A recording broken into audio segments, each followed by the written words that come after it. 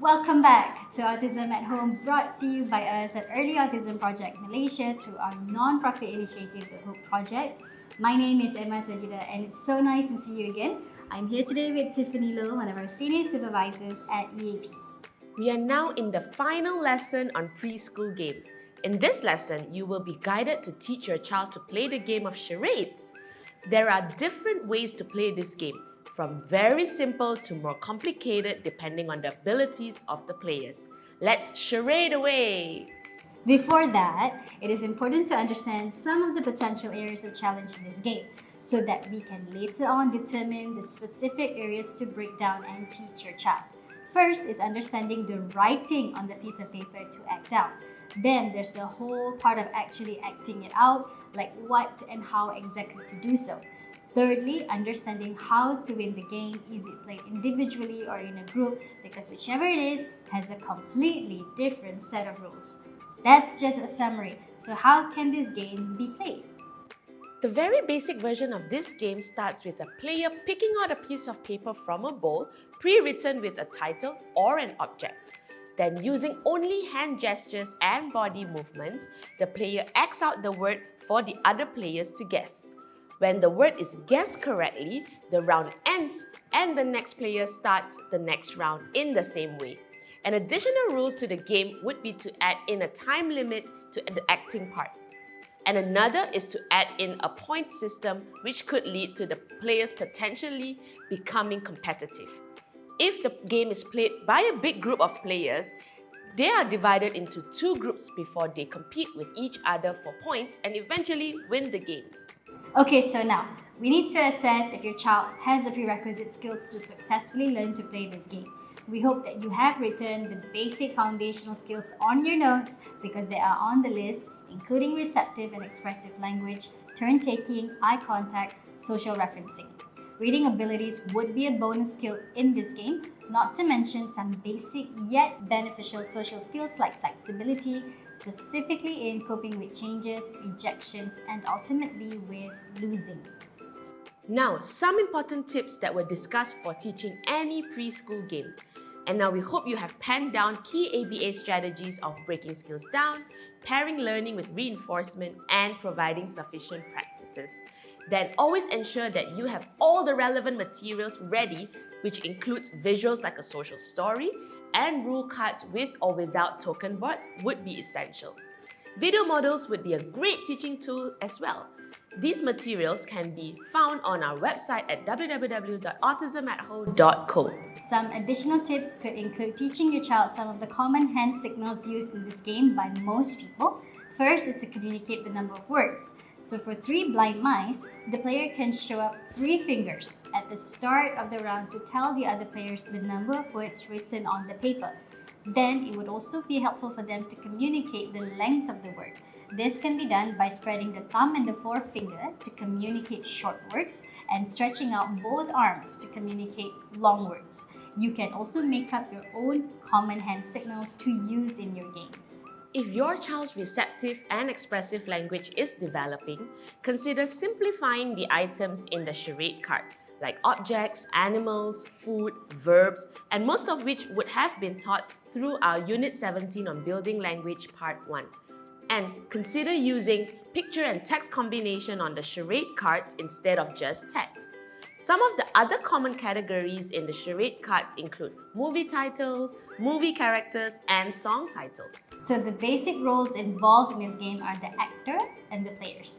So the charade card is dealt out for the actor and no one else can see it. The expectation to teach the actor is to first read and understand the card, then to perform at least 3 clear and simple gestures to communicate the word while ensuring that they are not talking, not making any verbal sounds, and not pointing to anything or anyone either.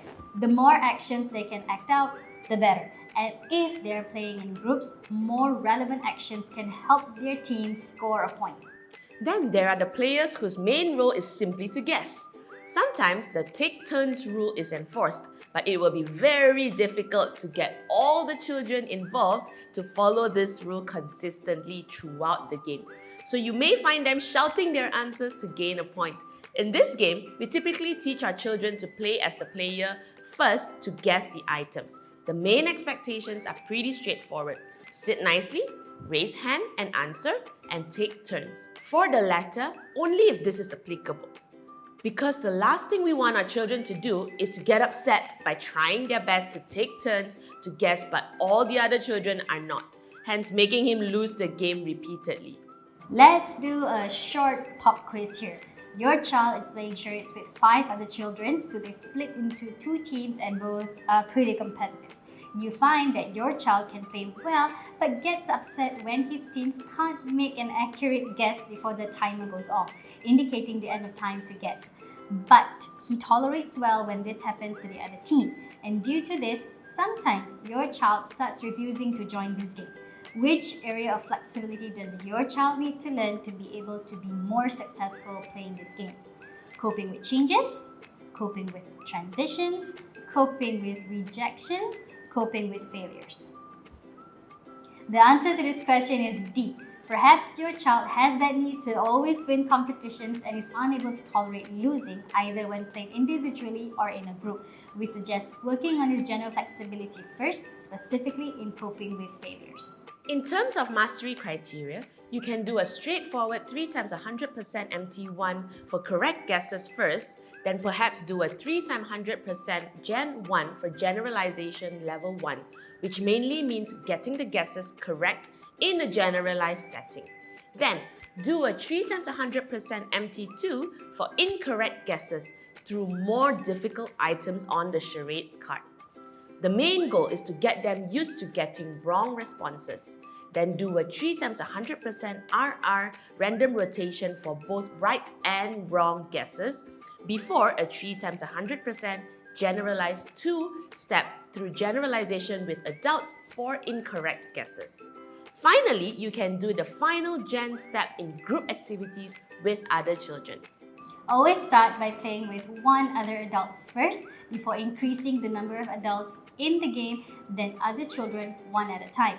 Once your child is able to play this game successfully with a group of friends, you can then teach them the other role and then follow the same breakdown. As for generalization, this will be a great activity for children to engage in at birthday parties, play dates, sleepovers, or even family game nights. Apart from guessing objects, you could spice things up a little by getting the children to act out characters from common children's movies, like Elsa singing the Let It Go song from the movie Frozen.